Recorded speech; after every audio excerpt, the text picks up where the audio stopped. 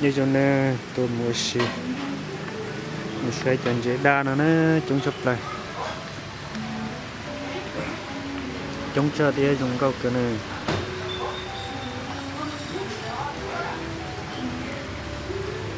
nó giấy chân dễ ủi chung câu cơ nhau lúc bán đây nó tụ lo là mua tình này là mua này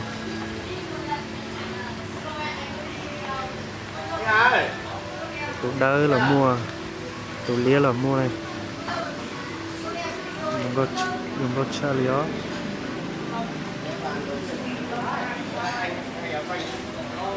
rồi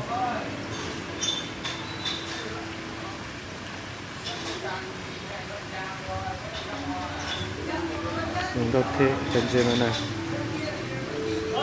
thì ai để tụi mình xí nó để lúc phát đèn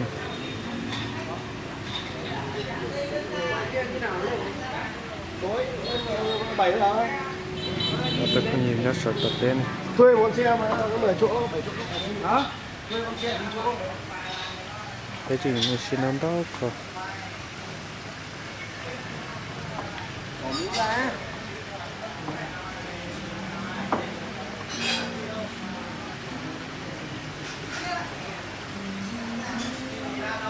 từng chỗ là mua từ lia là mua từ đây là mua đu là mua của anh chị này đấy chính xác là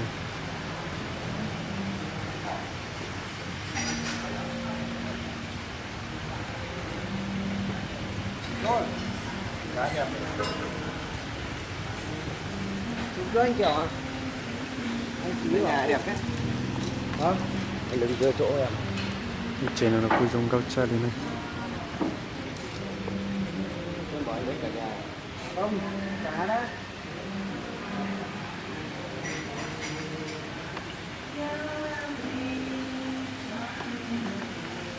rồi nhá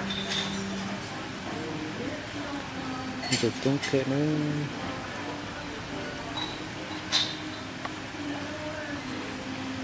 đi ở nhà thôi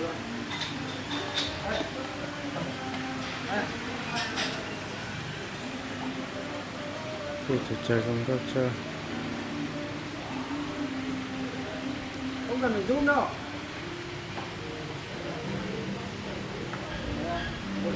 cái gì đang tôi xin là nó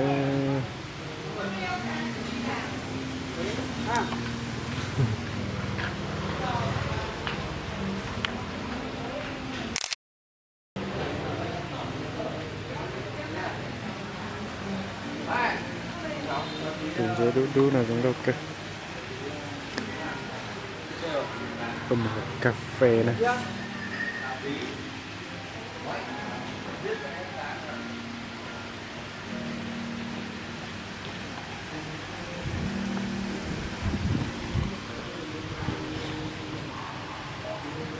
cả nông nó cũng đâu cơ nó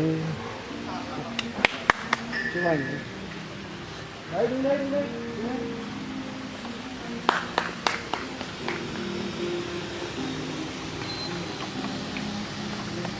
nhưng mà hai giờ chung không con nhanh hả nhanh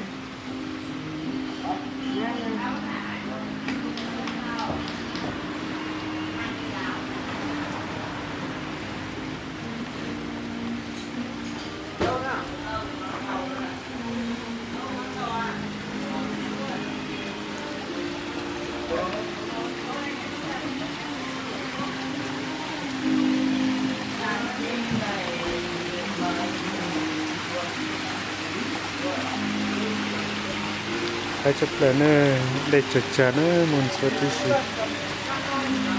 dùng đầu cha lên này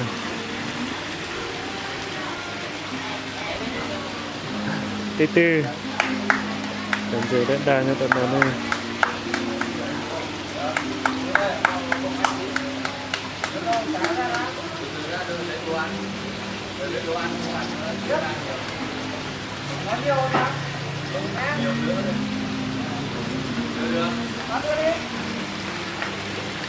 chủ mẫu đã đa rồi ô đây phải xếp cơ đừng có đây nó để ta xem này nè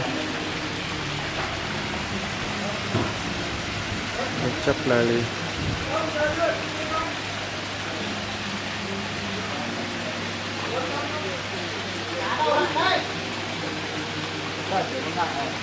Đấy, Này, chỗ đó giống cái hả?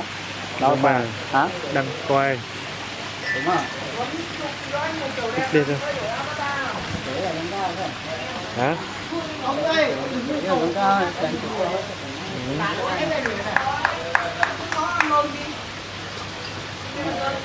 Đi. Đấy, chụp là nơi gì chúng tôi chơi. Nó thì sẽ hành để mình có cái đồ Tao cơm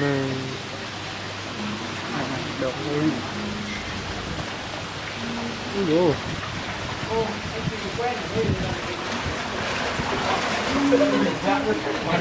Hãy chụp lại cái nơi. Anh Trình ơi, ra để em quay clip. Anh Trình lên. Rồi nhá. Còn quay clip cho anh nhá.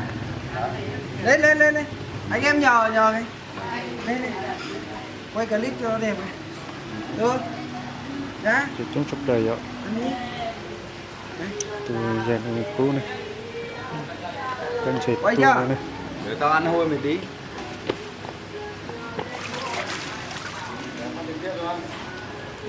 Từ trong nó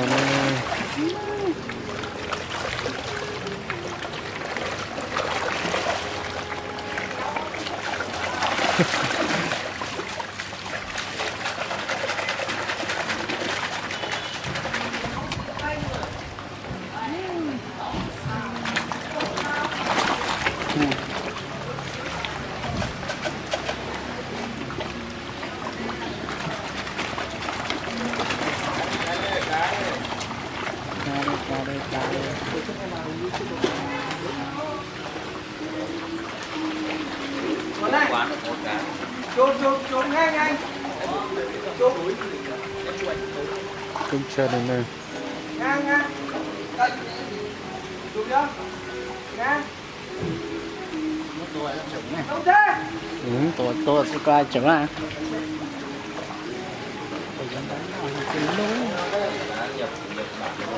Hả? Nó tôi coi chừng à. Tí tí.